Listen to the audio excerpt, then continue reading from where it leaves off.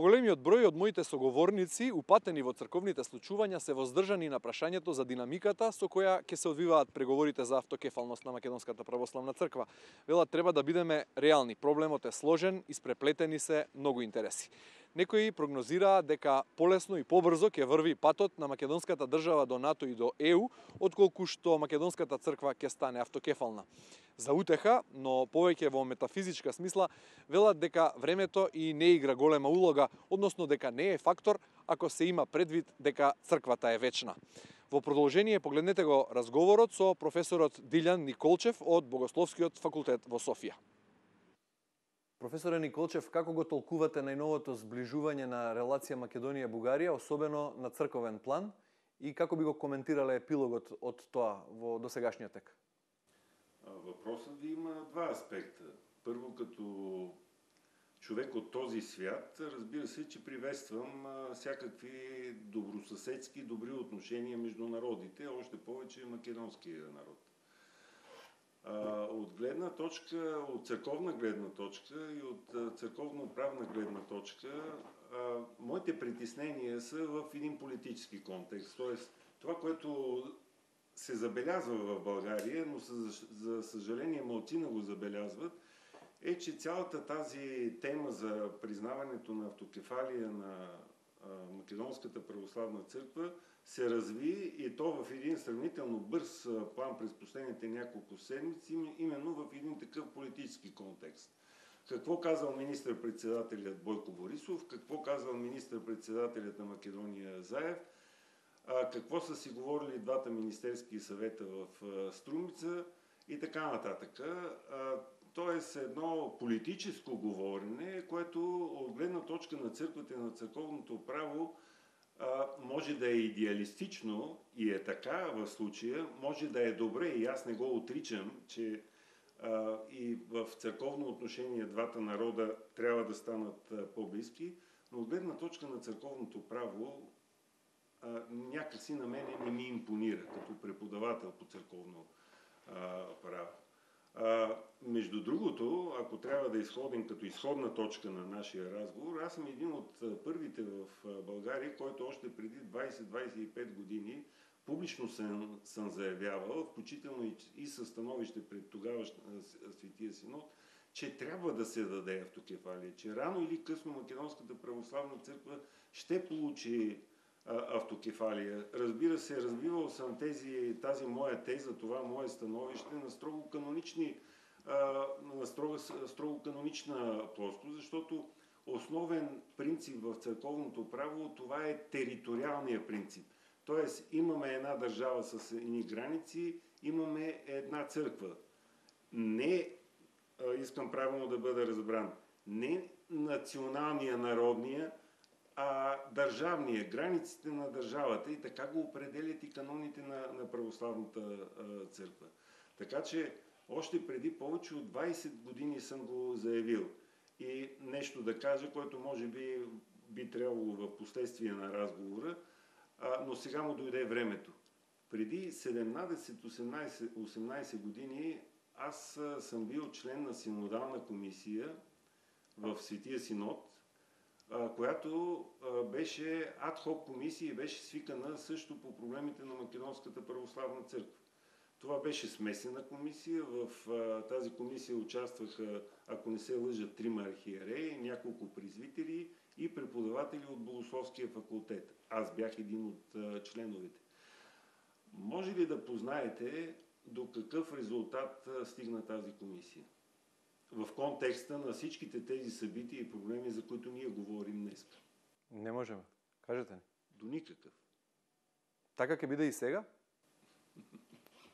Вие трябва да си дадете отговора. Аз само казвам какво беше преди 17 години. Тоест, това, което аз се опасявам, понеже ме питате дали ще бъде така, не знам и дай Боже да не е така. Дай Боже да не е така. Но това, което аз се опасявам, изхождайки включително и вчерашното решение на Светия Синод, тази декларация, в рамките на 2 точки, в едната точка се учредява комисия, разширена комисия от доста архиереи, която да разглежда въпроса в едно обозримо и необозримо бъдеще. И другата част, другата точка, в която се казва, че Българската православна църква, изхождайки от това, че Македонската православна църква признава Българската православна църква за майка църква, щяла да направи, цитирам буквално, се застъпва да ходатайства и се застъпи пред поместните православни църкви, предприемайки всичко необходимо за установяването на канонически статут на МПЦ. Професоре Николчев, дали не можете да бидете поголем оптимист во однос на епилогот од ова зближување на двете цркви поради големото влијание на руската црква меѓу членовите на архиерейскиот синод на Бугарската православна црква или пак поради канонските правила кои велат дека патот до автокефалност на МПЦ води преку црковен Белград?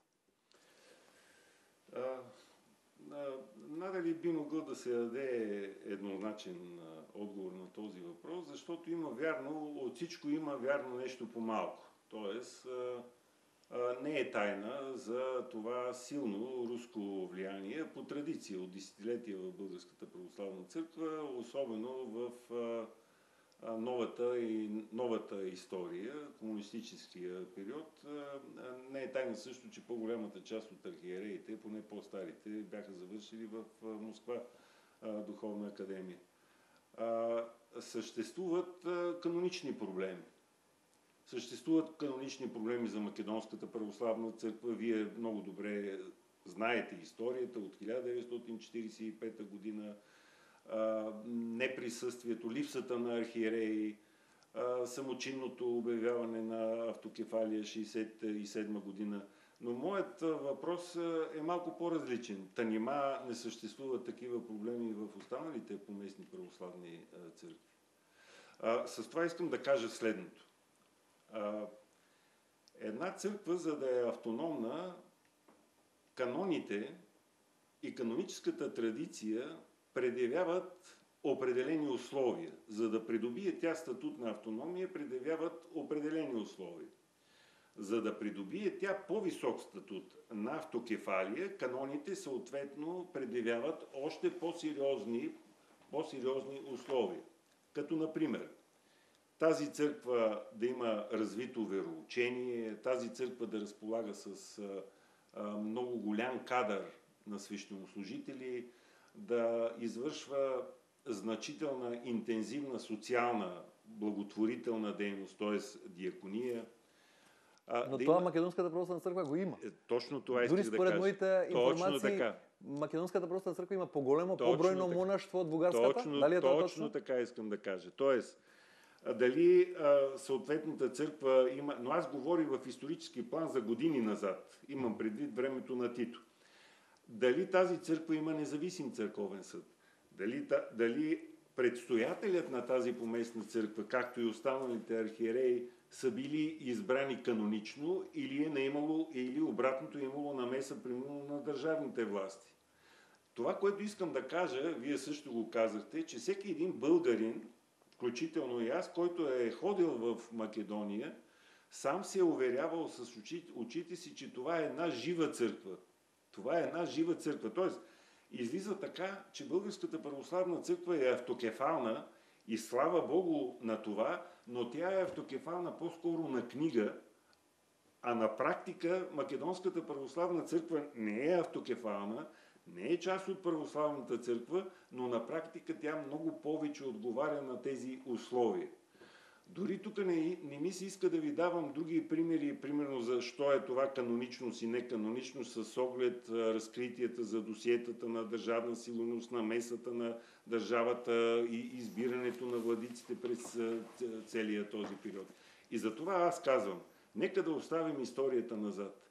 Нека да гледаме с поглед в бъдещето. Иначе няма да има решение на нито един проблем. Този мой съвет е не само за Българската православна църква, той е и към Сръбската православна църква и останалите поместни православни църкви. Вие ме попитахте преди малко дали съм песимист или съм оптимист. Църквата има вечността в себе си. От тази гледна точка един християнин винаги трябва да е оптимист, да вярва. Аз също вярвам. Но в един краткосрочен план съм по-скоро песимист, отколкото оптимист. Колку црковното прашање е поврзано со проблемот со името што го има Македонија со соседна Грција? Струва ми се, поне така мисля, че не е работа на Българската православна църква по отношение на името. Това е по-скоро един политически въпрос. Виждам, че имате проблеми в Македония с Гърция, най-вече по отношение на името Македония. Нека Македония сама да реши политически този проблем. А иначе вътрешно църковно Македония трябва да разреши и другия проблем с съществуването на друга, и то призната от Сръбската православна църква. Имам предвид архиепископията с Йован Бърнишовски. Тоест, това също е проблем. За Българската православна църква проблемът има и друго измерение. Липсата на достатъчно експертност от една страна и от друга страна липсата на достатъчен авторитет. И знаете ли защо ви го казвам това нещо? Спомнете си миналата година, юни месец. Българската православна църква, Руската православна църква, Грузинската и Антиохийската бяха църквите, които бойкотираха православния събор в Крит. От една страна има два коментара. Този факт. Тоест, това, което Българската православна църква има претенции в момента, че ще започне преговори с останалите поместни православни църкви, повдига следния въпрос. Излезна така, че Българската православна църква миналата година не отиде на Всеправославния събор. Тя каза на домакините: не, ние не ви харесваме, т.е. на всички поместни православни църкви, които участваха на Всеправославния събор в Крит, а сега ще ходи да преговаря с тях. И това за Македонската православна. И това за Македонската православна църква. Какъв авторитет има Българската православна църква?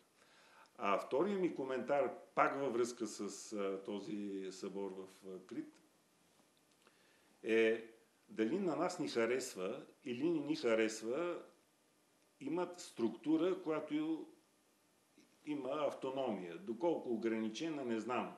Автономия начало с архиепископ Йован Бърнишовски. Сега, съгласно одлуката на Европския съюз за човекови права, тая е единствена. Трябва да биде призната и впишана. Да, както Македонската православна църква, така и Българската православна църква трябва да се съобразят с този факт.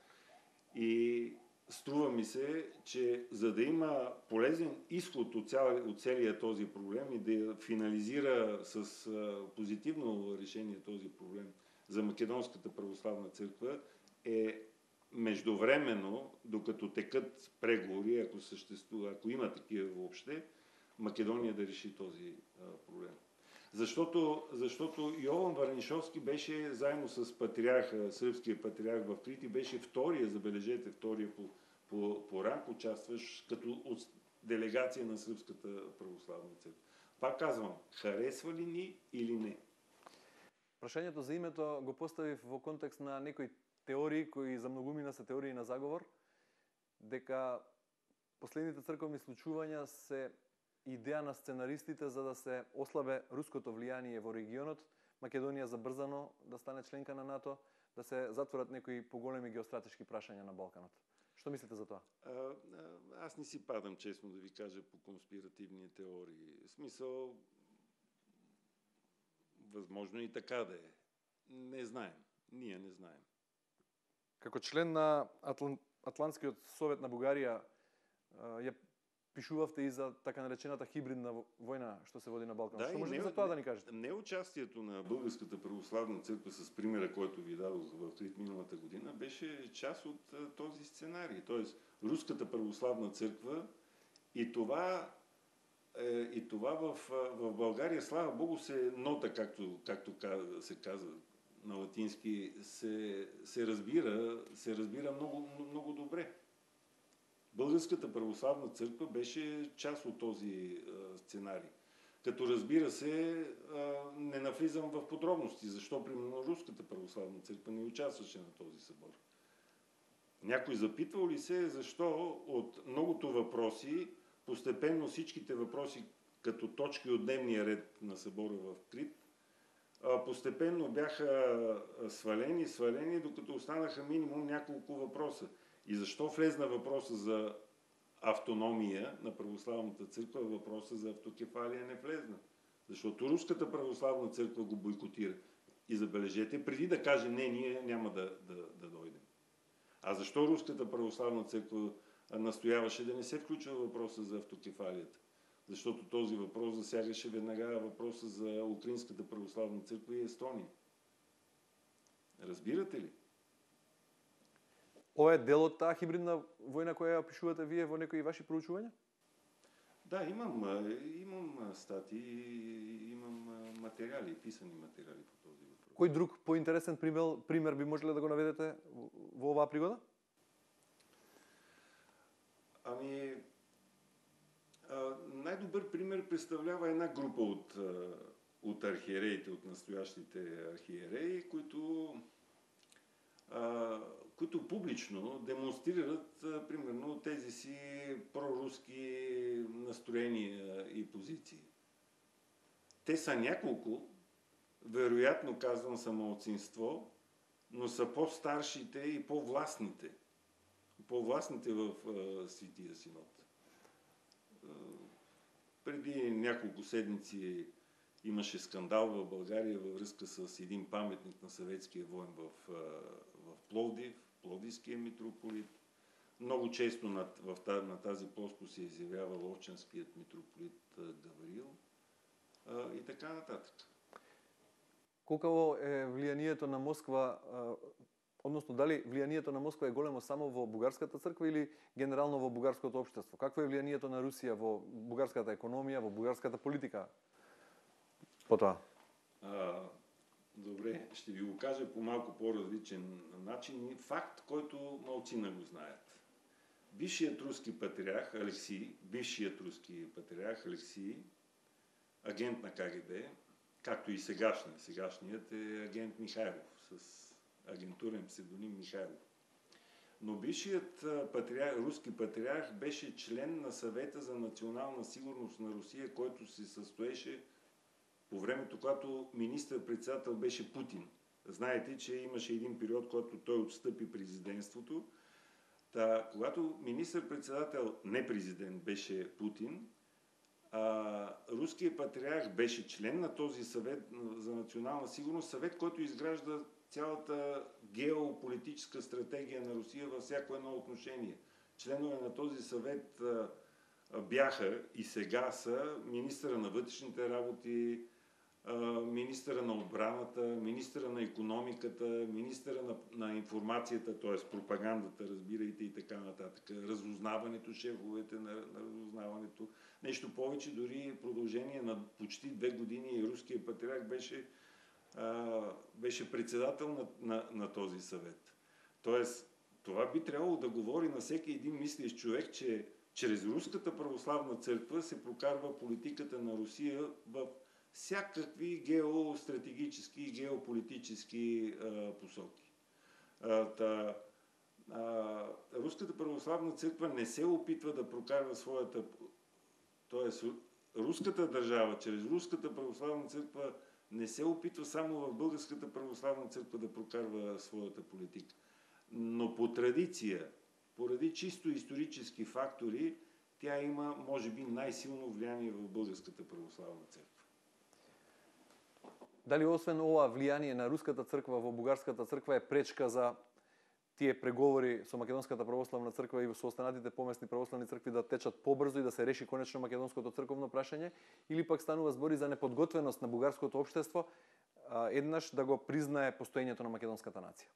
Не, мисля, че в настоящия момент българското общество е готово. И това се вижда и от коментарите, и от това. Малцина са едно меншество, което застъпва обратната теза, че не би трябвало да се приближават както връзките между България като държава и Македония, така и между Българската православна църква. Преди малко ви споменах за това, че съм участвал в една комисия преди 17 години. Минаха 2 години след като аз си бях дал становището. И срещнах един от архиереите, тогава, и директно му зададох въпроса. Минаха ваше високо преосвещенство, той беше митрополит, сега е патриарх. Ваше Високо Преосвещенство, какво става с нашата комисия? И той неловко така, от неудобство ми се усмихна и ми каза: брате, чакаме какво ще кажат от Москва. Зборувате за поглаварот Неофит? За Неофит. Сега, когато споменавам неговото име, съм убеден, че патриарх Неофит поддържа именно позицията за даване на автокефалия. Вашите зрители и вие може да не знаете, че през 1999 година във Враца, заедно с врачански митрополит Калиник, имаше с един от вашите архиереи имаше съслужение. И Светия Синод след това съслужение, не Евхаристия, но съслужение. И след това Светия Синод взе решение и заплаши сегашния патриарх, който беше русински митрополит, тогава го заплаши с църковен съд. Така че аз съм убеден, и го наблюдавам, гледам неговите изказвания, че сегашният български патриарх е за даване на автокефалия на Македонската православна църква, но в края на краищата решенията се взимат колективно или съборно в Светия Синод и последната дума не е само негова. Имајќи предвид се ова што го кажавте, Да. и тоа дека руското влијание во бугарската црква е позната работа и за нашите владици во Македонската православна црква, зошто мислите дека е одбран тогаш овој момент да се пише тоа писмо? Ако нашата црква знае дека тоа многу тешко и бавно ќе оди.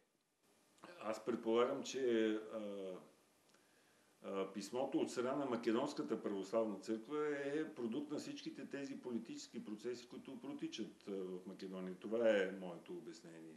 И не случайно е, че то съвпадна с всичките тези сувалки, тези срещи, тези декларации за братско мирно съществуване между двата народа и така нататък. Во големата геополитичка партија шах во овој дел од играта, црквите се фигурите кои ги влечат по тезите. Отворањето беше прилично нагло поради што некои го нарекоа црковен гамбит. Една од тезите која според некои аналитичари е сепак само теорија на заговор е дека сценаристите, односно стратезите, преку затоплувањето на македонско-бугарското црковно прашање, сакаат да предизвикаат тензии во православието, за да го намалат влијанието на Русија на Балканот, кое неспорно е многу силно. Но тоа нема да биде лесно ако се има предвид дека поголемиот број архиереи на Бугарската православна црква имаат речиси нераскинливи врски со Москва. Еден од моите соговорници во Софија беше универзитетскиот професор Калин Јанакиев. Погледнете ги и слушнете ги неговите тези. Професоре Јанакиев, на што се должи задоволството во бугарската општествена и интелектуална јавност по одлуката на Бугарската православна црква да формира комисија што ќе преговара со Македонската православна црква и останатите помесни православни цркви? Зависи за каква част от обществеността говорите. Защото съзнава, че изолацията на Македонската православна църква, Охридска архиепископия от останалия православен свят е неестествено и болезнено явление. Ние знаем, църковните хора в България знаят, че едностранното обявяване на автокефалия и отделянето на Македонската църква от Сръбската патриаршия не е бил акт, който е църковно безупречен.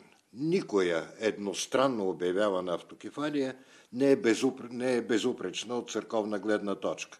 Но ние знаем също в България, че не е било безупречно и присъединяването на Македонската църква към Сръбската патриаршия през 1920 година, което е извършено също по изцяло политически съображения, поради това, че Македония влиза в територията на Югославия тогава.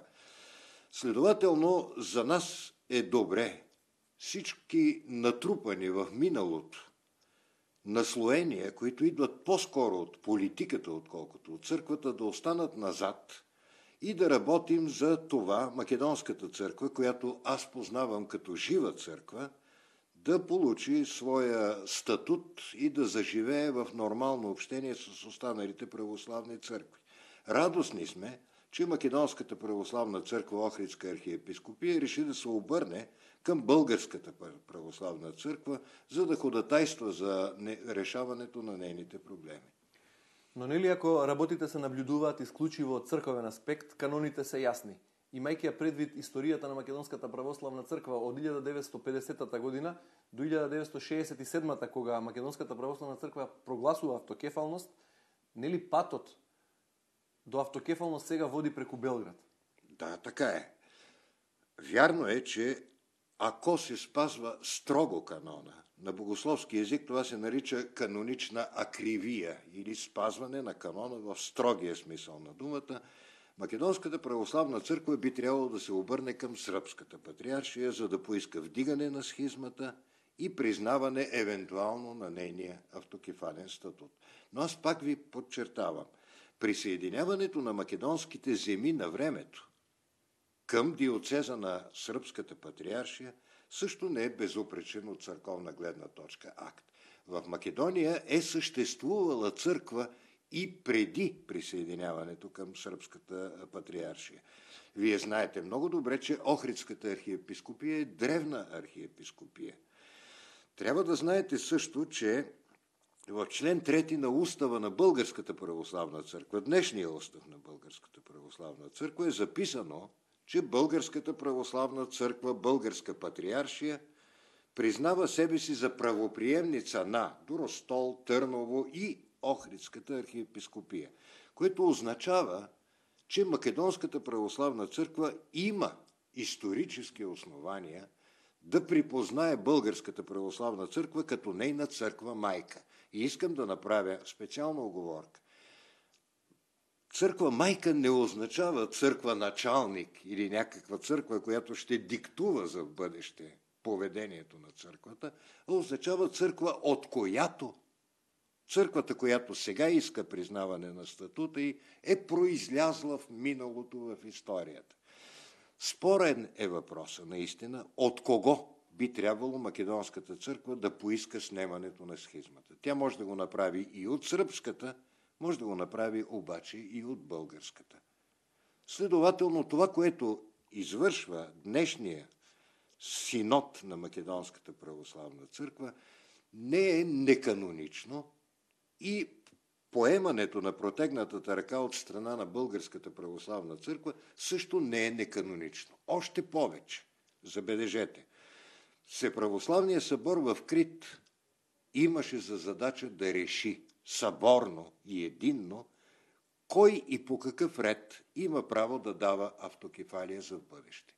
Този въпрос обаче бе оставен на страна и Критския събор не го разгледа, което означава, че ние се намираме в ситуация, в която не е ясно регламентирано какъв е реда за даване на автокефалия. Дали целият православен свят трябва да реши това с консенсус, дали отделна църква трябва да го реши, дали сръбската църква, дали българската църква. Въпросът е неопределен. Поради тая причина решението на Светия Синод да започне консултации с Константинопол като първа по чест патриаршия и останалите църкви е възможен сценарий. Още повече, че аз мисля, че най-вероятно Българската православна църква ще започне разговори първо именно с сръбската църква, което е и редно. Ке ви ги расипе ли односите одлуката на Светиот Синод на Бугарската православна црква со Руската православна црква и со Српската православна црква во прв ред? Вижте, ще трябва да признаем, че Руската православна църква едва ли ще е много благоприятно настроена към този казус. Веднага се досещате защо. Защото Руската православна църква има сходен казус. От нея се отдели Украинската църква, която също търси своята автокефалия. Чухме и в България тези гласове. Българската православна църква казаха, трябва да си замълчи, за да не създаде за в бъдеще такъв проблем на Руската православна църква. Само че този аргумент няма общност нито с българските, нито с македонските църковни интереси, защото ние нямаме задължение да спестяваме на руснаците евентуални бъдещи техни затруднения с украинците. Ето защо, бидейки убеден, че Руската православна църква в момента е в деликатно положение, ние няма защо да се интересуваме първо и преди всичко каква ще е реакцията на руснаците. каквото и ще да е, каквато и ще да е реакцията им. Како го објаснувате фактот што писмото на Македонската православна црква од 9 ноември во кое Бугарската православна црква да стане мајка црква за возраст да ја признае автокефалноста следува по договорот за добрососедство што го подпиша владите на двете земји? Много бих ми се искало да отделим политическата от църковната ситуация. От друга страна, безспорно, не можем напълно да ги отделим. Обяснимо е защо Македонската православна църква, Охридска архиепископия се обръща точно в този момент. Да, политическите отношения между България и Македония в момента се развиват по възходяща линия. Следователно и политически моментът е подходящ. Което съвсем не означава, че поради подобрените политически отношения Македонската православна църква е решила да се обърне към българската. Пак ви казвам, положението на Македонската църква е ненормално, болезнено е, тя е изолирана от целия православен свят. Добре, защо да не използва подходящия политически момент, за да се опита да реши своя църковен проблем? В това не виждам нищо нередно. Разбира се, не бива да обвързваме двете неща. Едното не следва от другото. Просто наистина в момента имаме един подходящ исторически момент. Просто подходящ момент. Што мислите за тезата дека станува збор за вешт геостратешки потек со цел да се направи поголем раскол во православието, за да се ослаби улогата на Руската православна црква и воопшто руското влијание на Балканот? Не бих искал да разгръвам такива конспиративни теории. Нямам доказателства за съществуването на подобен заговор и не мога да твърдя нищо в тази посока. Факт е обаче, че Русия геополитически губи своите позиции на Балканите.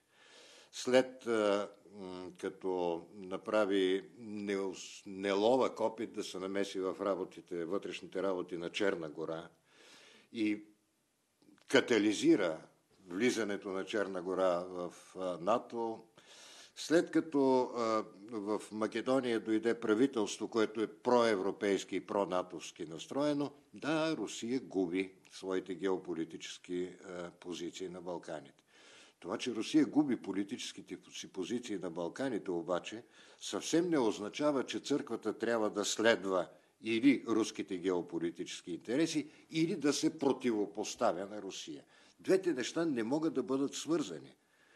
И без да загуби своите позиции на Балканите Русия, Македонската православна църква беше в болезнена позиция. Може ли да остане в такава болезнена позиция? Не бива. Не бих искал да обвързвам тези два процеса. Може ли да се каже дека Бугарската православна црква од ова добива, а губат македонските верници? Бидејќи на овој начин се потврдува тезата за еден народ кој живее во две држави. Вижте, никога не съм бил настроен националистично. Не понасям национализма от която и да било страна. Доколкото съм съзнателно православен, знам и изповядвам, че православната църква не се формира на етнически или на национален признак. Всички, които са православни на дадена канонична територия, независимо какви са по своя етнос, би трябвало да принадлежат към църквата на тази канонична територия. Ако в Македония живеят православни, които са македонци по етнос, българи по етнос, австралийци по етнос, камерунци, ако искате по етнос, на шега казано, те трябва да принадлежат към тази поместна църква, която, наричайки се Македонска поместна църква, би трябвало да включва всички православни на тази територия. Същото би трябвало да се отнася и за България. Което означава, че всички приказки политически, които ни връщат назад в историята, по ние стали спорове, една нация ли сме ние или сме две нации, би трябвало да бъдат оставени от църковните хора на страна. Нека да бъдат оставени на историците, на политиците да ги решат тия неща. Дали забележавте во формулацијата на писмото што вчера Светиот Синод на Бугарската православна црква го објави, дека Македонската православна црква се нарекува единствено како Македонска православна црква без додавката Охридска архиепископија која е усвоена во името од пред неколку години. И зошто е тоа така? Струва ми се, че това е пропуск. Значи, решението на Българския свети синод трябва непременно и много ясно да изпише официалното наименование на църквата, за която ще ходатайства пред Вселенската патриаршия. Това е Македонска православна църква, Охридска архиепископия. Това трябва на всяка цена да бъде споменато, защото той и дава някакво историческо основание на Българската православна църква да й бъде църква майка. Да, аз знам, че и онази Македонска православна църква, която продължава да бъде в общение с Сръбската патриаршия, колкото и малко хора да са на нейна страна, също се нарича така. Ще ми се да мисля, че става дума чисто и просто за пропуск. Вижте, за мен обаче по-големия пропуск и по-голямата неопределеност във вчерашното решение на нашия свети синод е друго. Македонската православна църква, Охридска архиепископия бе отправила 3 предложения към Българската православна църква. Първото е Българската православна църква да влезе в евхаристийно единство или в евхаристийно общение с Македонската църква, да я признае за автокефална и да започне разговори с останалите православни църкви за уреждане на този статут. Какво направи Българската православна църква? Тя, според мен, мъдро и обосновано казва, че по статута на Македонската православна църква ще се произнесе след разговори с всички останали поместни църкви. И то е правилно, защото статута на една църква би трябвало да се реши общо православно. В този смисъл Българската православна църква не биваше едностранно да признава автокефалния статут. И тя не го направи. Само че не се произнесе въобще по въпроса, влиза ли в евхаристийно общение от вчера с Македонската православна църква или не влиза. Аз мисля, че тя трябваше да направи това. Какво означава евхаристийно общение? Означава, имаме една литургия, една евхаристия, на една божествена трапеза се събираме заедно. А в практически план това означава. От вчера Негово светейшество българския патриарх и предстоятеля на Македонската православна църква Охридска архиепископия могат да служат заедно. Могат да съслужат. Аз много бих искал да разбера от нашите архиереи, ще можем ли да съслужим заедно след вчерашното решение или все още няма да можем? Защото това са два различни въпроса. Каноническият статут е едно, а влизането в евхаристийно общение е друго. И ако признаването на каноническия статут би трябвало да се извърши след консенсус с останалите църкви, влизането в евхаристийно общение може да бъде извършено едностранно, никакъв канон не го забранява и ние можехме да го заявим ясно. Мен пък ми прави впечатление, че Българския свети синод не взе отношение по този въпрос и аз оставам в неяснота. Какви сме ние с Македонската църква от вчера? В евхаристийно общение ли сме или не сме в евхаристийно общение? Ако не сме в евхаристийно общение, продължава ли Българската патриаршия, макар да заявява, че ще ходатайства пред останалите църкви, да определя Македонската църква като схизматична? Как ще я определя като схизматична и едновременно с това ще ходатайства за нея? Ако не е схизматична, защо изрично не ни беше казано, че от вчера ние можем да се намираме в евхаристийно общение с Македонската православна църква? И аз много бих искал нашите архиереи да отговорят на този въпрос. Струва ми се, че понеже те си дават сметка, че журналистите не разбират много добре термина евхаристийно общение, те премълчаха този въпрос и се надяват той да не им бъде задаван в бъдеще. Само, че аз мисля, че той на всяка цена трябва да им бъде зададен. Професоре Јанакиев, јасно е и за очекување дека таков консензус во православниот свет нема да биде обезбеден. Труден ще бъде, да. Много труден. Тогаш, која е поентата? Зошто би почнале преговори и зошто би се терало? Каков епилог би добил овој процес? Вижте, ние не бива да изхождаме от песимистични предочаквания, защото това означава да оставим един болезнен факт да съществува во веки веков.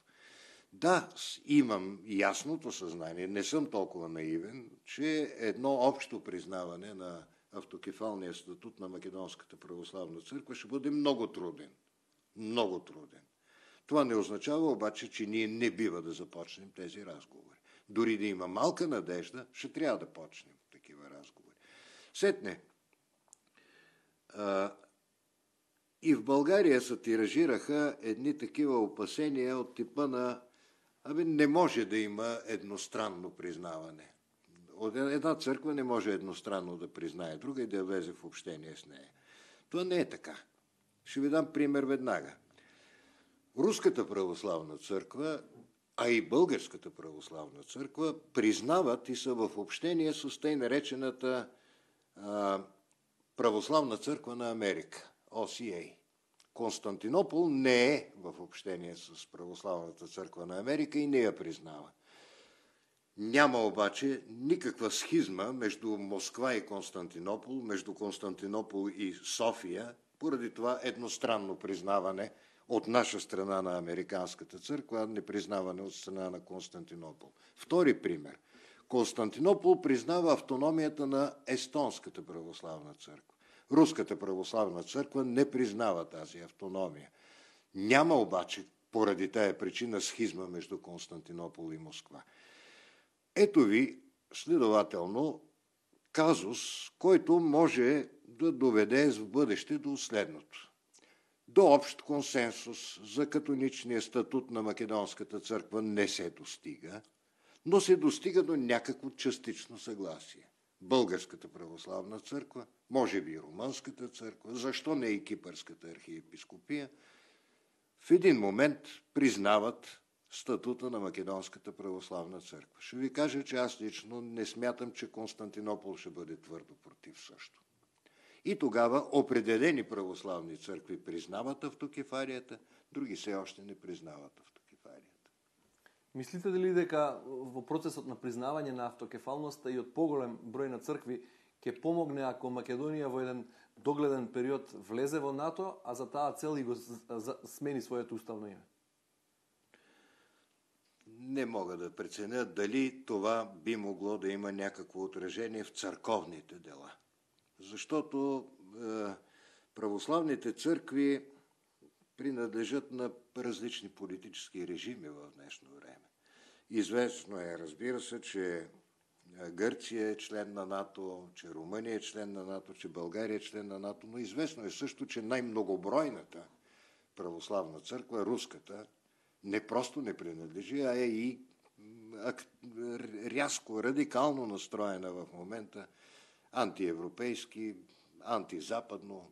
Така че тези неща едва ли могат да бъдат обвързани много пряко. Не ми одговоривте за каква динамика станува збор. Во кој разумен рок очекувате епилог од целиот овој процес? Това е също въпрос, който аз като мирянин на Българската православна църква бих искал да задам на нашите архиереи. Те вчера казаха, че започват преговори с Македонската православна църква и с останалите православни църкви.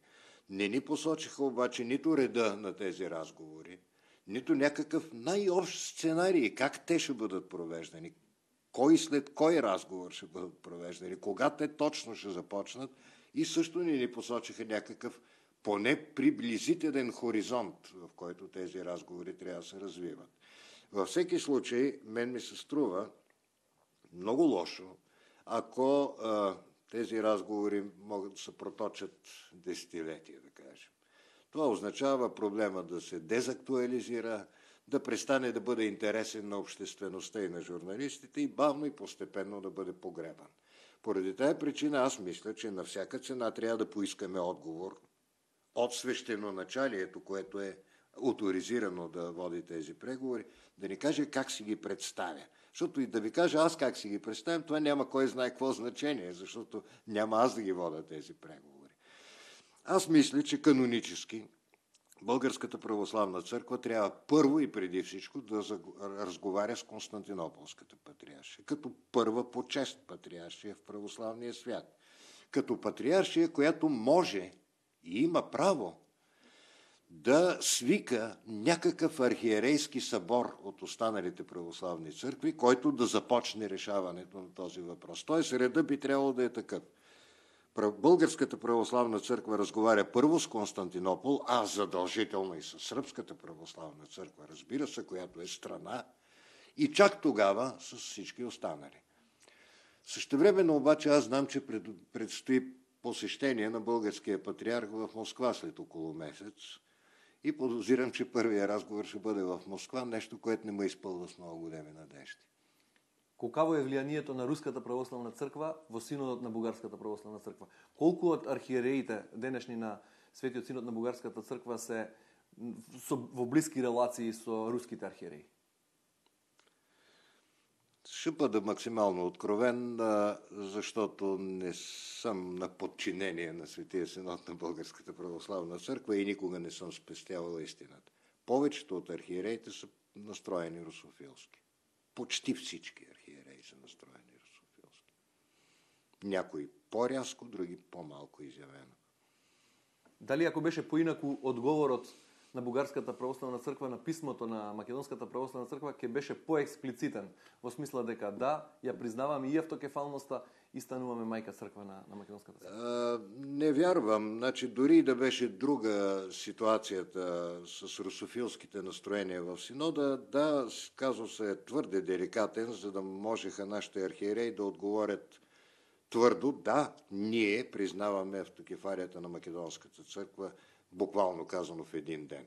Защото и да не бяха русофили, нали, това ще да породи напрежение с сръбската църква, с гръцката църква. Тоест, наистина работата е деликатна и в този смисъл аз смятам, че е правилно да се произнесем по статута, след като разговаряме с другите. Но аз пак ви казвам, аз съм разочарован, ако от нещо съм разочарован от вчерашното решение, че то не заяви експлицитно, че ние влизаме в евхаристийно общение с Македонската църква. Това можехме да направим. Никакъв канон не ни го забранява. А и би било редно, ако ще я представляваме някъде, ако ще ходатайстваме за нея някъде, все пак да влезем в евхаристийно общение с нея. Първо, за да имаме някакво оправдание за това. Защото, пак ви казвам, възниква тежък и ужасен въпрос. Сега ние като какво смятаме Македонската църква за схизматична и същевременно сме и църква майка? Как така? Смятаме я за схизматична, а ходатайстваме за нейното признаване. Как така? Не би трябвало да я смятаме за схизматична, а знак, че ние я смятаме за схизматичен. Първи знак, който никой не ни забранява да направим, е влизаме в евхаристийно общение с нея. Евхаристийно общение означава в близката седмица, месец, Негово светейшество българския патриарх Максим и предстоятели на Македонската църква служат заедно. Това би било един чудесен знак. Докато не видя този знак, аз не съм сигурен дали вчерашната стъпка представлява исторически акт, както прибързаха и от всички страни да го определят. Все още това е само едно обещание за исторически акт, който исторически акт все още не се е извършил. Очекувате ли раскол во редовите на Македонската православна црква внатре или пак раскол од поголеми размери во тоа ортодоксно православно семејство? Не, мисля, че тези страхове са силно преувеличени. Между православните църкви няма да има разкол. Вижте, аз обърнах внимание и на нашите архиереи. Те не се притесняваха преди една година, когато отказаха да отидат на Всеправославния събор в Крит от разколи, а сега изведнъж станаха много притеснителни. Все пак сега проблема е много по-малък. Няма да има такъв разкол. Дали ще има разкол вътре в Македонската църква? Доколкото съм запознат, онези, които все още продължават да признават Йован, епископ, който е в общение с Сръбската патриаршия, в Македония са 50 или там 20 или 50 на души. Тоест в Македонската църква в момента няма разкол, който ние със своите действия да задълбочим. Мислев дали последното писмо от 9 ноември може да предизвика подлабок разкол. Не мислев на Вранишковски. В тази Македонска православна църква, която сега иска съдействие от нас, дали може да предизвика? Вижте, аз чух само едно изявление, което сякаш беше против това писмо, на митрополит, струва ми се, Агатангел. То ми се струва изолирано. Доколкото разбрах, митрополита Агатангел е подписал това писмо, а след това се изказва против него, което означава, че по-скоро той е в изолирана позиция и едва ли може да се стигне до някакъв разкол. Някак си не го очаквам, не мисля. Макар, че не съм добре запознат с вътрешната ситуация в Синода на Македонската православна църква, за да съм сигурен. Професор Янакиев, ви благодарам за овој разговор за ТВ Нова. Аз също